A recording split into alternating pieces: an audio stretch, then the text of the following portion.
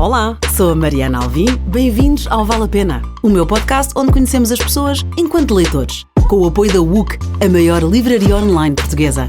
Fiquem por aí, vale a pena. Hoje tenho comigo a Sandra Barata Belo, é atriz de teatro e cinema e televisão e é premiada e estudou no Chapitão e tem outras formações, enfim, já fez inúmeros trabalhos, entre eles o famoso Amália, o filme. E faz peças de teatros através dos livros, portanto, claro que tinhas que vir a este podcast. E agora há aqui nova peça que vai estrear, não é? Também é de um livro, conta lá.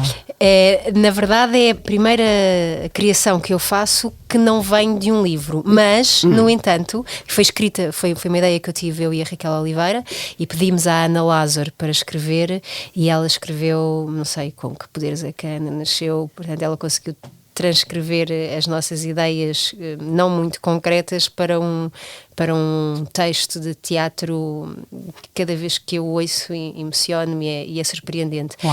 E chama-se Livrar-me. Livrar-me porque é livrar-me-nos das coisas que já não interessa, do tempo, do futuro, do passado, mas também é este sentido de livrar-me, pegar nos livros e com eles contar a minha história, contar através dos livros, lembrar-me de pedaços de histórias que eu já vivi, então às tantas já não sei se li aquilo, se aquilo me aconteceu, onde é que eu li, é estranho porque às tantas começamos a baralhar as memórias e não sabemos, há uma que eu repito, que eu digo, parece que estamos sempre a repetir as coisas dos outros. E no meio disto tudo, no meio do texto, pedimos à Ana precisamente para citar e evocar autores que falam desta situação, deste não lugar, desta memória que não sabemos se é bem no passado, se é bem no futuro, se já aconteceu, se deixou por acontecer, se faz parte da nossa vida. Pronto, é assim uma mistura. E a peça fala de autores das nossas vidas, de autores que nós gostamos, uns meus, outros da Raquel, outros da Ana Lázaro, e há citações, aquelas frases que nós, quando lemos e que queremos escrever, sublinhamos e que queremos pôr na parede e que nunca mais nos podemos esquecer porque aquilo faz todo o sentido. Portanto, há esta citação às frases que nos marcaram e dos autores que fazem parte da nossa vida. Portanto, é um convite e é um diálogo com os livros de outra forma, pronto, de outra maneira. E com a música da Luísa Sobral. E com a música da Luísa Sobral, sim. Sim. Que maravilha. E então, Livrar-me, onde é que as pessoas podem ver a tua peça? Podem ver agora a partir de dia 31 de janeiro, que é a estreia, até dia 18 de fevereiro no Teatro Meridional em Lisboa, e depois vamos estar pelo país, não tenho aqui agora as datas comigo, mas sei que vamos para Covilhã, Lolé, Ovar, Caldas da Rainha, Castelo Branco. Uau, então pronto, vai estar nas redes sociais da Sandra, não é? Sim, vai estar nas redes sociais da Sandra, exatamente. Mas sim. E então com tanta turnê e tanta peça, quando é que tu consegues ler? E com duas crianças pequenas, porque eu tenho... O mais novo ainda não fez 3. Fez agora em dezembro. Parabéns. Sim, obrigada. E portanto, crianças pequenas, eles dão muito trabalho, não é? E os meus acordam ainda, muitas vezes durante a noite tenho um com 6 e outros com 3. E ler mais os episódios das novelas que tenho que ler e das séries. Portanto, ficou assim a pilha dos livros a crescer em cima da mesinha de cabeceira. E eu um dia estava lá em casa e eu pensei... Eu acho que e daqui foi o mote para este livrar-me, que é, eu acho que um dia, quando eu for velhinha, eu só quero é ter as pilhas de livros que eu vou amontoando ao longo da minha vida, dos livros que eu não consigo ler, para depois ler. Portanto, a minha velhice, depois dos miúdos me terem abandonado, de todo desaparecer da minha vida, não me importa nada de ficar sozinha com todos os livros que eu não consegui ler ao longo da minha vida. E depois pensei, eu vou estar assim, tipo cega, porque cada vez vejo pior ao perto, não é? Portanto, já tenho os óculos, e depois vou perder os óculos e não vou conseguir ler. E isto foi o mote para livrar-me. Sim, é este o mote. Portanto, é uma mãe, uma mulher que a determinada altura está cheia de livros, rodeada de livros, e que perde os óculos, e quando perde os óculos consegue ver outras coisas e consegue encontrar uma filha que até então nunca tinha visto. Portanto, também fala muito do reconhecimento do que os filhos procuram nos pais. Pronto, é assim é um universo muito feminino, é verdade, entre mães e filhas, entre coisas que acontecem, ficamos sempre na dualidade se isto aconteceu, se isto está para acontecer. É uma espécie de não lugar, uma espécie de sítio de realidades paralelas, mas que são bastante concretas. Portanto, também se evoca ali muitas coisas que nos questionamos, não é? Aquela coisa de estar a chamar mãe, não é? E acho que todos nós passámos por isso e a mãe não está, ou a mãe está, só que está a fazer outra coisa e não está para nós. E até que ponto é que isso nos influencia, que foi assim uma filha, uma mãe, portanto, anda muito aqui à volta dos livros, das mães. Aliás, uma das partes que a Luísa musicou foi mesmo isso, é mãe, filha, livro, amor. Portanto, eu acho que isto descreve muito bem a nossa história, e com a voz da Luísa. A Luísa, já vou aqui fazer assim abrir um bocadinho o jogo. A Luísa só vai cantar mesmo, não há instrumentos, é mesmo só a voz da Luísa, porque também é as vozes dos livros, levamos os livros para todo lado, levamos as vozes para todo lado. Onde é que iam morar então tantas vozes? Isto é um bocadinho do texto. E como a música entra. Porque é isso, porque são as vozes dos livros, as vozes que ela consegue ver com os olhos. Então é uma peça que, como fazem alguns bons livros, que ficamos a ficar a pensar nela. É um diálogo constante. Eu acho que tu vais ver e o teu vizinho do lado vão ver os dois coisas diferentes.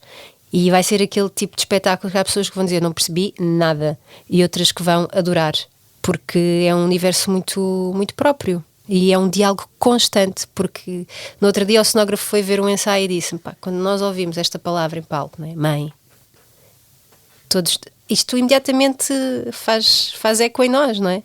E então é um diálogo constante. Eu acho que serve, a arte, o teatro, sei lá, os livros servem-nos para sabermos fazer as boas perguntas, não é? Depois as respostas, mas se soubermos fazer a pergunta certa, já é meio caminho andado. Boa, que bem vendido, muito bem. E tu tens lá está, por causa também do teatro, não é? E não paras, mas acabas, muitos dos livros que tu lês, e foi alguns desses que tu trouxeste, acabam por ser uma peça. Isso aconteceu-te. Sim, com o Morreste-me, do José Luís Peixoto, por exemplo. Sim, aconteceu-me com o Morreste-me, precisamente. Eu e a Cátia Ribeiro gostávamos imenso desse livro e começámos as duas a descortinar aquilo e percebemos, isto é um monólogo, isto é, pronto, o livro do José Luís Peixoto é de um filho para um pai que está a morrer de cancro, que morre de cancro, mas também revisita a sua infância no Alentejo. O Alentejo também, a parte da minha família é alentejana, portanto aquilo também mexia muito comigo, toda aquela parte mais rural do campo e dessa vida do campo que lembrava-me a minha infância. E percebi que estava perante uma adaptação para teatro. E depois, mais tarde, li o Stefan Zweig e fiquei muito inquieta, A Carta de uma Desconhecida. E depois, a partir daí, li imensas coisas do Stefan Zweig, é um dos meus autores preferidos. Pois é, então voltamos aqui um bocadinho atrás, porque quando eu te perguntei Guilty Pleasure, tu disseste, eu tive, já não tens, não é? Um blog em que sim, falávamos, e tu tinhas essas reuniões, uma espécie de clube de leitura para depois partilharem, e foi aí que descobriste o Stefan Zweig. Foi exatamente. Eu pode-se dizer que era uma espécie de clube de leitura, que era um blog que se chamava Escrever é Triste, onde escrevia, e quem me convidou foi o Manel Fonseca para começar a escrever para lá umas coisas, e que eu tinha assim sempre, era um parto sempre difícil cada vez que publicava algum texto, porque pronto, era o Manel Fonseca, era o Pedro Norton, o Pedro Bidarra, o Henrique Monteiro, a Eugénia Vasconcelos, portanto assim, e entre outros pessoas que o Pedro Marta Santos, que também escreveu o Amália, portanto eram pessoas que estão muito habituadas a escrever, e eu ali no meio daqueles intelectuais todos, e que foi ótimo, que eu adorei, porque estava sempre boca aberta, tipo, este livro, e fazer notas e a descobrir autores e livros, e foi assim um momento muito, muito bom da minha vida quando o Escrever é Triste existia, porque descobri lá, pronto, Stefan Zweig, li A Carta de uma Desconhecida e pensei, isto tenho que fazer isto, porque depois há um pulsar aqui dentro de mim que começa a imaginar coisas e a projetar aquilo em cena, e fiz então a adaptação da Carta de uma Desconhecida. Convidei a Patrícia André para encenar, que é uma amiga minha que me conhece muito bem, portanto só alguém muito próximo de mim é que podia encenar, e fiz a Desconhecida, digamos, e depois eu tinha um pianista em cena, o Luís Figueiredo, e era um bailarino, o Félix Lozano. E a história, no fundo, é um romancista vinense que é muito famoso na altura, não é? Que toma conhecimento ao ler o seu correio de uma mulher e o ama secretamente, com um amor absoluto, e que dura já há anos, já desde quando ela era miúda. Sim, desde que ela tinha 13 anos, que ela o amava secretamente. Exatamente. É incrível. Isto parece um bocado datado, mas não é. É incrível aquela história. A opção, não é? A opção daquela miúda que vai para lá viver, para o seu prédio, para a porta de frente, um homem, e ela está ali, ela vê-o pela janela, pelo olho de boi, não é assim que se chama? Sim, da porta. O olho da porta para ver quem é. E começa a imaginar coisas com ele e cruza-se com ele na escada, pronto, e fica muito nervosa, envergonhada. Depois, mais tarde, a mãe dela vão para Viena, não, vão para Salzburgo, acho eu, e ela cruzou-se com ele e pronto, nessa altura acho que não, foi só mesmo olhar, mas depois ela vem, quando ela depois regressa a Viena... Não contes tudo. Não, do livro não, ela fica em Salzburgo e fica a pensar, ela só tinha um objetivo, que era voltar a Viena, voltar à casa.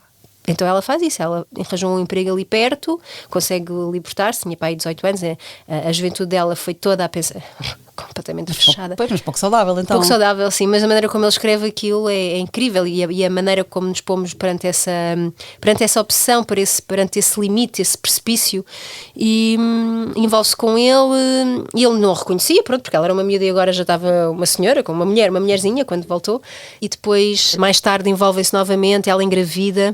E ele nunca a reconheceu. Nunca a reconheceu. E isto, não contes tudo. Não contes tudo. Não, Não, okay. Não contar tudo. Pronto. Não, eu fiquei cheio de vontade de ler. Nunca a reconheceu e isto depois... Quer dizer, agora ia contar, mas... Também dá bem que eu... Mas ela depois escreve-lhe uma carta. Ok. Então, aqui percebi que estava novamente perante uma carta. Portanto, se o morreste era uma carta de amor de um filho... Para um pai e um amor distinto, um amor de família, um amor de pai e filho, neste caso de filha, que eu adaptei para mim, não é? De filha para pai. Depois aqui estava perante um amor, na carta de uma desconhecida, estava também perante um amor de uma mulher por um homem que nunca... de uma carta sem resposta, não é? Mais uma vez a carta não tem resposta, porque no José Luís Peixoto o filho escreve a carta já quando o pai está morto.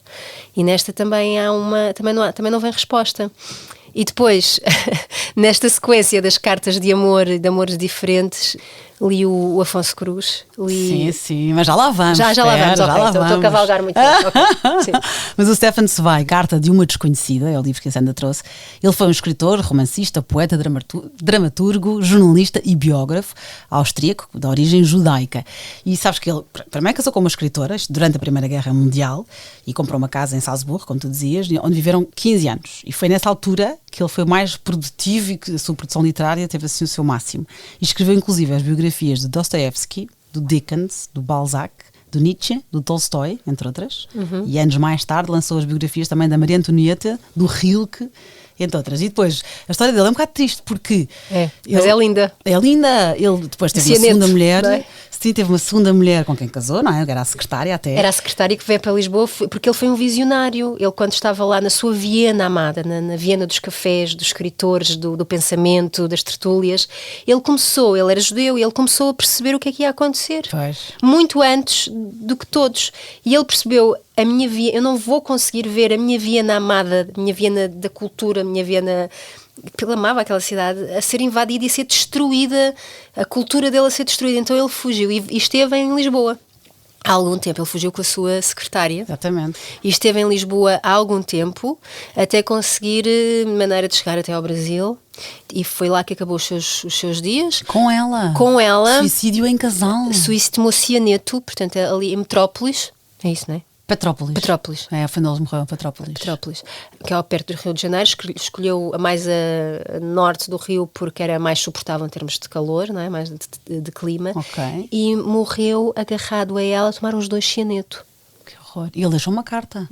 E deixou isso àqueles, porque isto foi por causa, obviamente, de Hitler, não é? Exato, e foi com a Segunda Guerra Mundial, com a eclosão da guerra, que ele primeiro foi para Nova Iorque e depois então acabou no Brasil, e deixou uma carta a dizer isso àqueles mais corajosos que pode ser que isto tudo melhore e estejam cá para assistir, eu não aguento mais e não quero ver esta ruína, este desconsolo. Sim, e há lá um grande espólio em Petrópolis do sítio onde ele viveu, da casa e outras coisas. Na altura eu sabia mais coisas, mais pormenores dele, e ele escreveu sobre a língua portuguesa, sobre os portugueses, sobre este legado, sobre os brasileiros também. Ele era adorado, super respeitado. Sim. Um dia quando for ao Rio, vê-se lá um salto. Pois é, tens que ir. Stefan Zweig, Carta de uma Desconhecida, e outras tantas leituras dele que tu Sim, que tu o mundo leste, de não é? hoje, o mundo de hoje é incrível. Ele falar desta relação de Viena é mais um ensaio, e deste lado visionário dele de ver o que aqui ia acontecer. É incrível, esse livro é inacreditável. O mundo de hoje, vou também deixar nas notas, Sim. do Stefan Zweig. E então, só falando aqui assim, atrás um instante, mas tu falaste então do Morreste-me, do José Luís Peixoto. Eu estava bem a pensar nisso, não disse o nome do autor. Não, olha, nem reparei, pronto. Sim. Mas pronto, este livro também é muito conhecido e já me falaram aqui neste podcast, e convido quem nos está a ouvir para ouvir a conversa, foi com a Sara Sousa Pinto, a jornalista, nesta temporada, no episódio número 39, ela também escolheu o Morreste-me. E foi mais um que tu tiveste de levar para teatro. Eu depois no espetáculo estava com algum receio, não é? Porque este livro tem muitos fãs, há pessoas que acho que dos livros do José Luís Peixoto será certamente o mais lido e que tem tem muitos fãs. Sim, foi escolhido como um dos 10 livros da primeira década do século XXI pela revista Visão. E não só, não é? Uma das boas críticas é esta. E eu pensei, isto é um perigo, não é? Porque as pessoas, ainda por cima é o tema, a morte, a perda, não é? Isto estou aqui a tocar em coisas muito frágeis. E a maior parte das, não sei, pela reação acho que as pessoas gostaram e gostaram muito. E houve pessoas que isso era a parte mais gira, que me agradeciam no final porque conseguiram fazer a catarse ali. Uau, isso é incrível, isso é um elogio incrível. Pronto, assim, eu também, assim, vi isso como elogio, mas mais como achievement, quer dizer que conseguiste. Sim, missão cumprida. Houve pessoas que não choraram a morte dos seus queridos na altura e que aproveitaram aquele momento para estar ali comigo. Pá, eu fazia pão em cena e lançava farinha para o ar e eu dizia à minha equipa, eu não posso tirar a farinha para o ar que as pessoas são alérgicas e começam a fungar. E eles, não, Sandra, as pessoas não são alérgicas, as pessoas estão todas a chorar. E eu, ai meu Deus! Ai, que massa!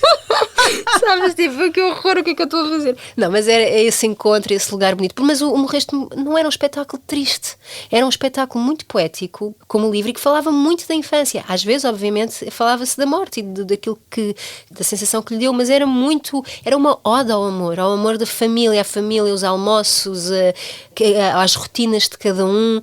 E nós, enquanto portugueses, revemos-nos muito ainda aí na família, não é? No lugar que o pai ocupava com a mãe e a irmã, o que é que estava a fazer, a telescola, eu andava na telescola, isso foi falado, o atletismo, pronto, essa dinâmica toda esses pormenores, esse cotidiano da família.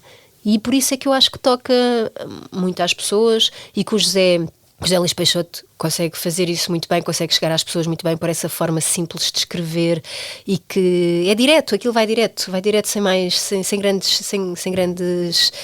voltas. Sim, e tu disseste, quando eu perguntei com quem jantarias, tu disseste que não és a primeira, eu acho graça, porque a primeira vez que me responderam assim, eu pensei, tens toda a razão, que eu prefiro continuar com a imaginação deles do que conhecê-los, se bem que conheceste o José Luís Peixoto, porque foi a tua peça, foi ver essa adaptação, sim, obviamente, para quem ficou curioso, claro que sim, foi ver. Sim. E foste também ao próximo autor. Aliás, foi ele a tua peça, O Princípio de Karenina, então, o Afonso Cruz. Pois é Afonso Cruz. O Afonso Cruz eu já o conheci há algum tempo, li o primeiro livro dele, Jesus Cristo Bebia Cerveja. Não é o primeiro dele, mas sim. Mas pronto, não é o primeiro dele. O teu primeiro. O meu primeiro dele, exato. É isso que eu queria dizer, obrigada. E depois o Lava-Loiça, como é que é aquele Lava-Loiça? Pronto, agora já...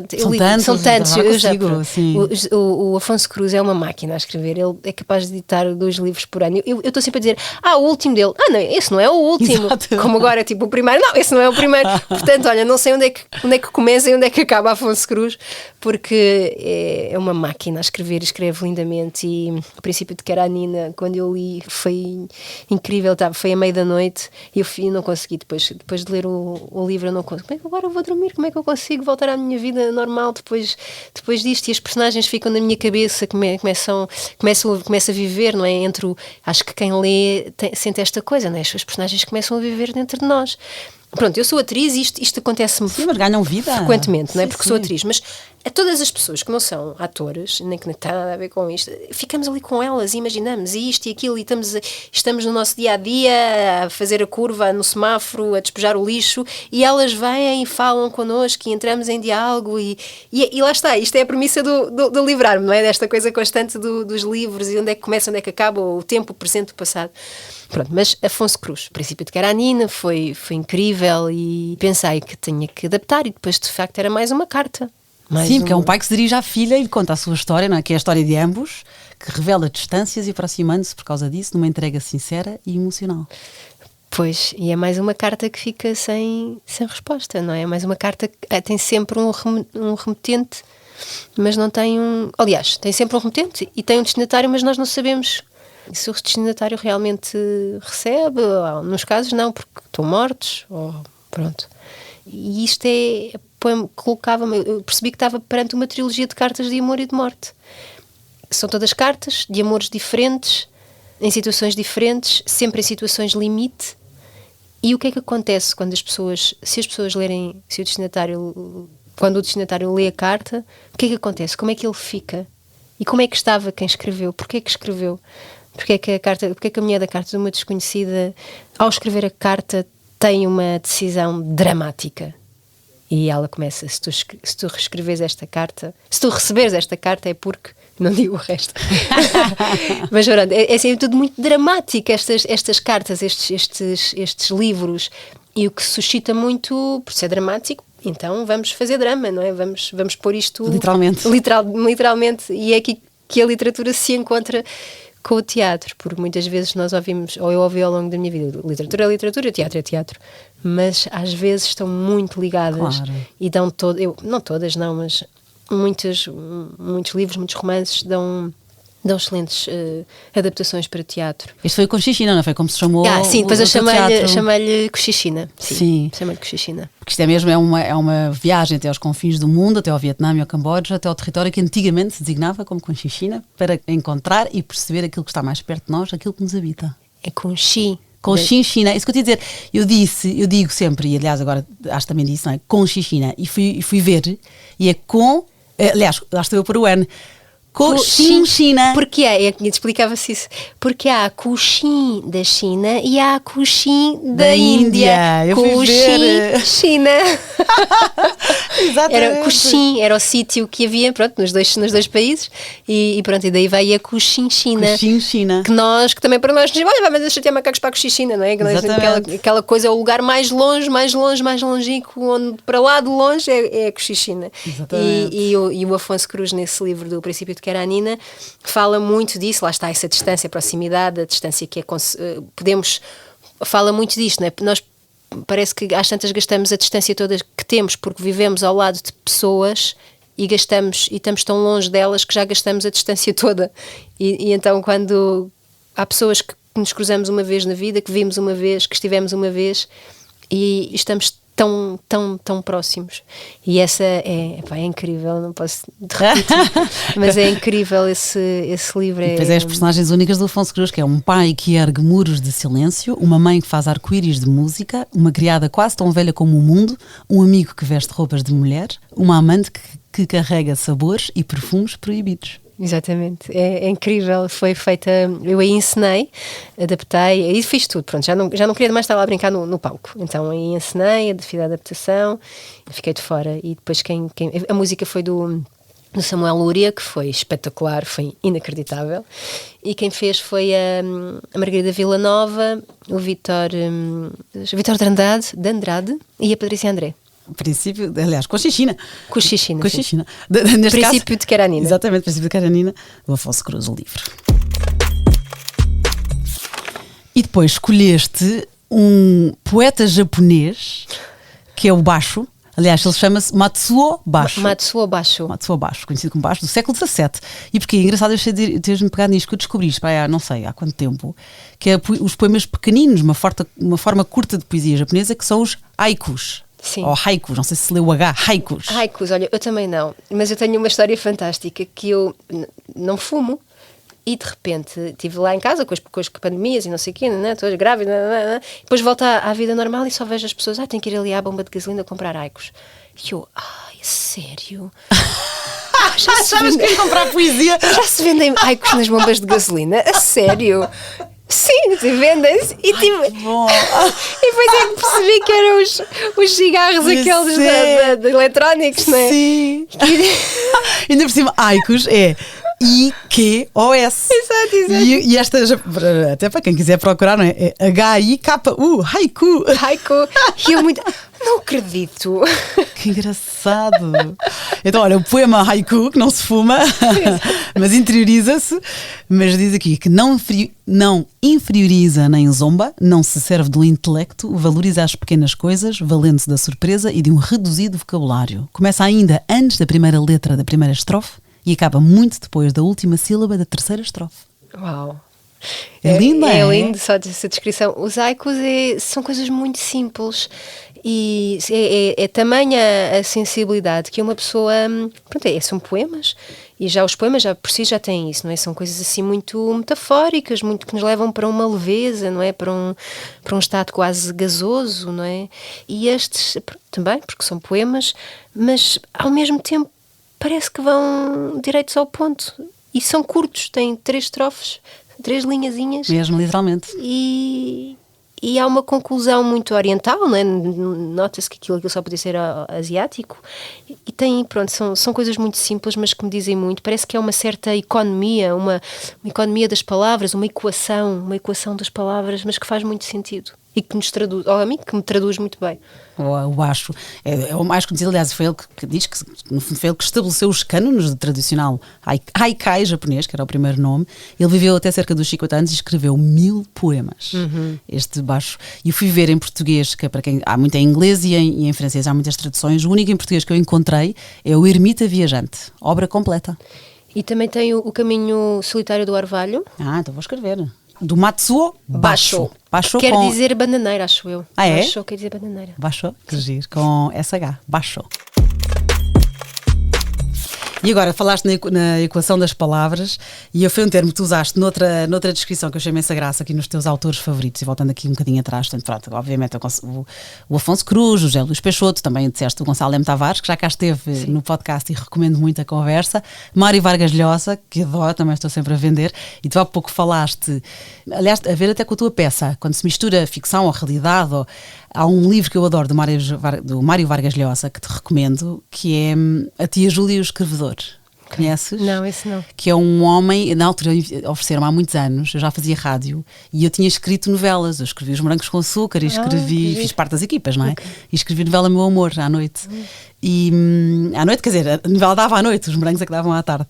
Então, na altura, uma amiga minha disse: bem, tu és guionista e trabalhas em rádio, tens que ver este livro. Portanto, e a tia atriz, também recomendo, Mário Vargas Llosa, A Tia Júlia e o Escrevedor. Ok. E tu já leste As Travessuras da Menina Má? Já, são os meus 2 favoritos. Sério? É outros que eu recomendo imenso deles. Pois é, sim. Eu também já falei aqui. Aliás, já ofereci, acho, esse livro, já nem sei. Mas sim, As Travessuras da Menina Má e A Tia Júlia e o Escrevedor. E depois há também o Pantagruel, como é que é? O Pantagruel e as Visitadoras. Não, o Pantaleão e as Visitadoras. Assim uma coisa. Isso é mais divertido, mais maroto. Maroto é mesmo um termo de propósito, o adjetivo que há outros que eu tenho para lá, para a casa dele. Agora já não me lembro, porque lá está a minha...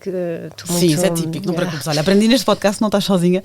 Eu também não estou sozinha. Eu quero lembrar-me dos nomes das coisas, dos autores e pronto. E não... Pois pronto, não, mas Mário Vargas Llosa fica a recomendação, As Travessuras da Menina Má também. Sim. Boa, e depois então, voltando aqui à equação das palavras, porque tu disseste outro autor favorito teu, o Miyakoto, e vou ler mesmo aqui o que a Sandra escreveu.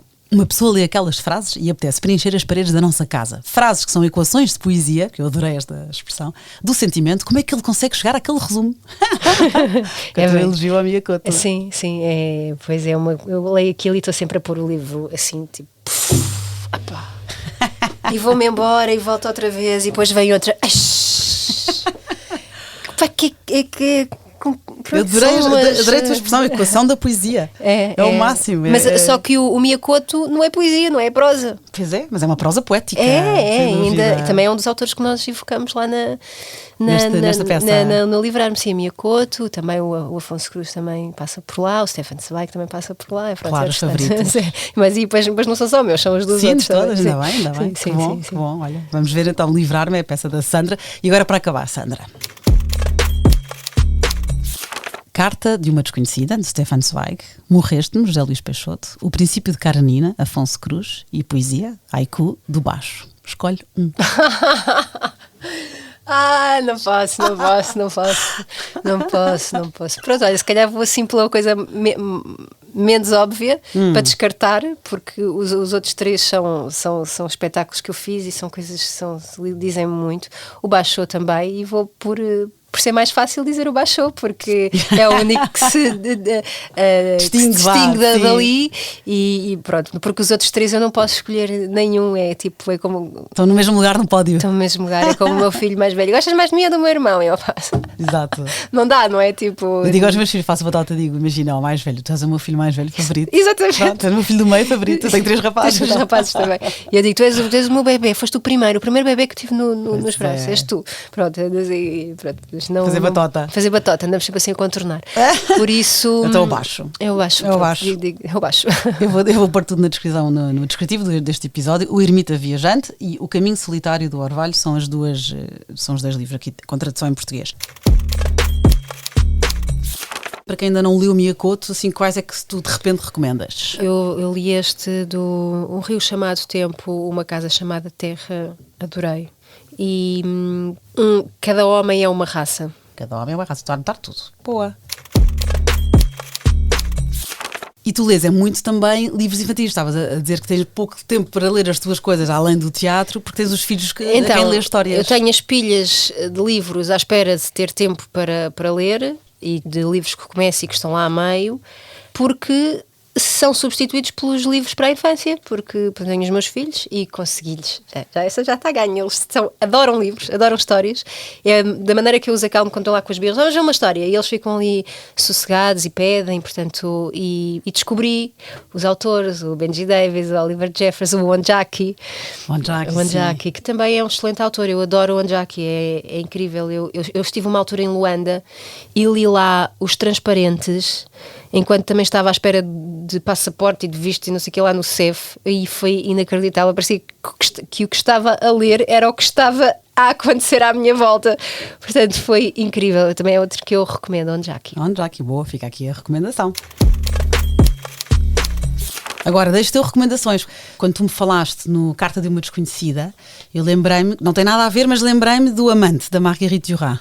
Já li. Já leste? Já li. Gostaste? Sim, já li há muito tempo. Então, olha, recomendei-me, lembrei-me desse. Depois, obviamente, falámos aqui de luto também, e já conheces da Joan Didion, O Ano do Pensamento Mágico. Okay, pronto, a Joan Didion passou por uma fase horrível, a fase que depois é para a vida, não é? Mas perdeu o marido quando estava a filha internada, e a filha era adotada, e depois perde a filha. Portanto, isto foi eu ainda não tive coragem de ler, mas dizem que, como falaste em Catarse, fizeste-me lembrar na tua peça de teatro, fizeste-me lembrar deste livro. O Ano do Pensamento Mágico é ela a falar sobre a perda, sobre a dor, mas também sobre o bonito. Portanto, um bocadinho quando falaste do Morreste. Sim, da poesia. Sim. Portanto, pronto, recomendo também O Ano do Pensamento Mágico, da Joan Didion, e ela depois escreveu outro, que é Noites Azuis, ou Noite Azul, quando foi pela filha, mas acho que este aqui é mais, pelo menos mais considerado mais especial, vá. E depois recomendo, em inglês, há The Penguin Book of Haiku, que eu uma vez comprei, que eu também tenho este fascínio pelos poemas japoneses, haiku, não para fumar, e uma vez encontrei uma versão, por acaso não sei se há em português, mas The Penguin Book of Haiku, também te recomendo. Okay. E depois achei muita graça este título deste livro, que não é recente, tinha que te dar, só pelo título, e obviamente a história acredito que seja gira, passa-se nos anos 50, Paixões Turbulentas na Lisboa dos anos 50. Mas como é que se chama? Já não se escrevem cartas de amor, do Mário Zamojal. Conheces? Mas não conheço, que giro. Só pelo livro, pelo título, claro que depois obviamente fui investigar mais, mas achei que era um livro giro para te oferecer e quem sabe, olha, não sai daqui uma peça. Não sai daqui uma peça, sim. Obrigada. Olha, obrigada, eu gostei muito. Também. E o Livrar-me então está agora a começar. Sim, ainda estou em processo criativo, mas está a ser giro, eu estou a gostar imenso e e pronto, estou satisfeita. Vale a pena. Vale a pena. Boa. Obrigada, Sandra. E obrigada a quem nos está a ouvir. Para a semana a mais.